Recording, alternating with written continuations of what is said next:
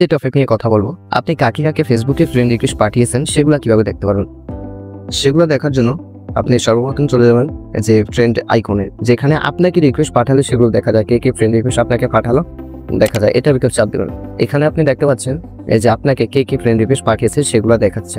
আপনি কাকে কাকে ফ্রেন্ড রিকোয়েস্ট পাঠিয়েছেন সেগুলো কিভাবে দেখবেন, সেগুলো দেখার জন্য এখানে সি অলে ক্লিক করবেন। সি অলে ক্লিক করার পরে এখানে আপনি লক্ষ্য করে দেখবেন উপরে থ্রি ডটের একটা অপশন আছে, থ্রি ডট অপশন আছে, এটার ভিতর ক্লিক করবেন।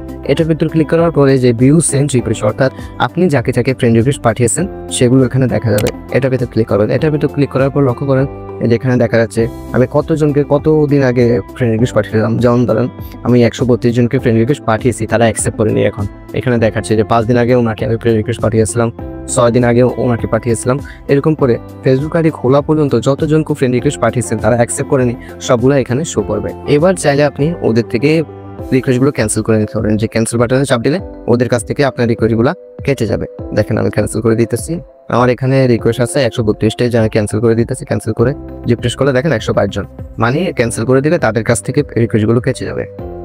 ভিডিওটা ভালো লাগলে অবশ্যই একটা লাইক করবেন, চ্যানেলটাকে সাবস্ক্রাইব করে আমাদের পাশে থাকবেন, আর অবশ্যই একটা শেয়ার করে দেবেন। আজকের জন্য এটুকুই, ধন্যবাদ।